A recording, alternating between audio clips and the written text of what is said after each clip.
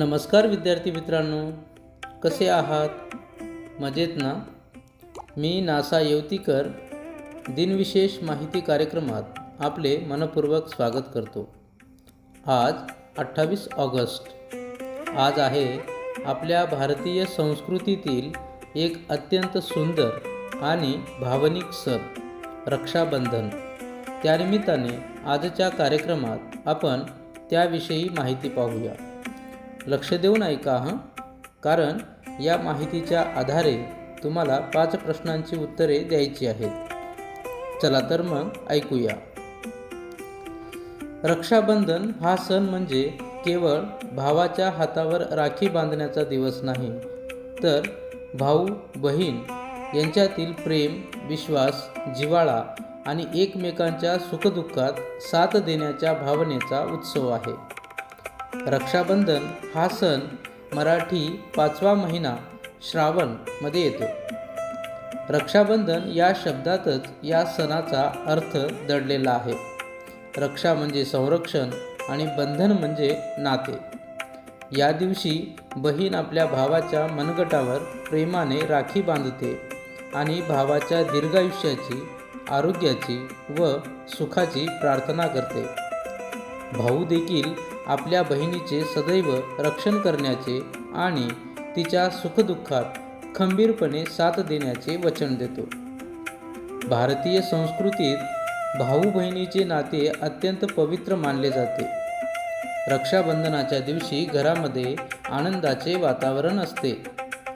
बहिणी आपल्या भावासाठी सुंदर राखी घेऊन येतात। भावाला औक्षण करून कपाळावर कुंकवाचा टिळा लावला जातो आणि मनगटावर राखी बांधली जाते।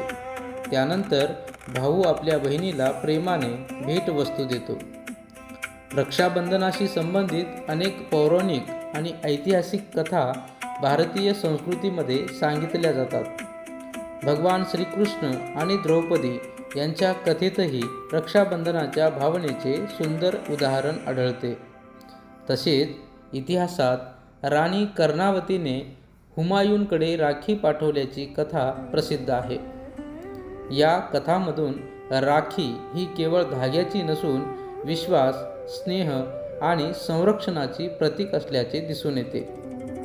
आज बहिणी भावाला राखी बांधतातच, पण अनेक ठिकाणी विद्यार्थी सैनिकांना, पोलिसांना, वृक्षांना आणि पर्यावरण रक्षकांनाही राखी बांधून कृतज्ञता व्यक्त करतात।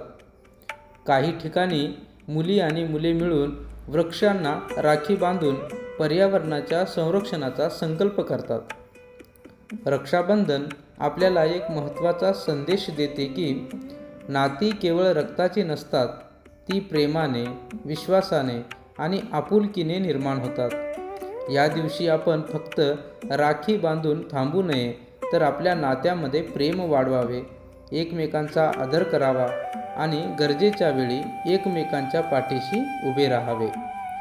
विद्यार्थी मित्रांनो, चला तर मग या रक्षाबंधनाच्या निमित्ताने आपण एक संकल्प करूया।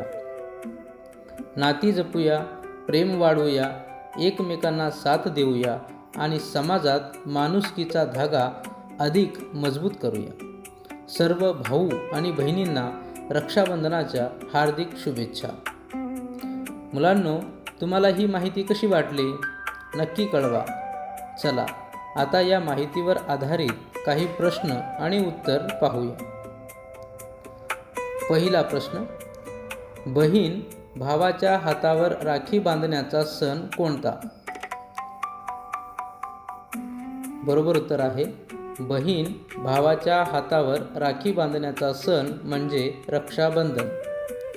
दुसरा प्रश्न, रक्षाबंधन हा सण कोणत्या मराठी महिन्यात येतो? बरोबर उत्तर आहे रक्षाबंधन हा सण श्रावण महिन्यात येतो। तिसरा प्रश्न, मराठी पंचांगानुसार श्रावण हा कितवा महिना आहे?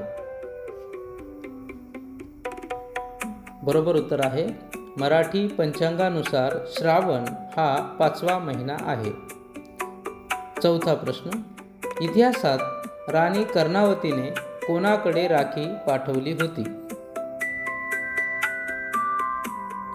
बरोबर उत्तर आहे इतिहासात राणी कर्णावतीने हुमायूनकडे राखी पाठवली होती. आणि आता शेवटचा 5वा प्रश्न. विद्यार्थी पर्यावरणाच्या संरक्षणाचा संकल्प करण्यासाठी कोणाला राखी बांधतात? बरोबर उत्तर आहे विद्यार्थी वृक्षांना राखी बांधून पर्यावरण संरक्षणाचा संकल्प करतात. वरील सर्व माहिती इंटरनेटवरून संकलित करण्यात आली आहे. चला पुन्हा भेटूया उद्याच्या दिनविशेष माहिती कार्यक्रमात. तोपर्यंत नमस्कार.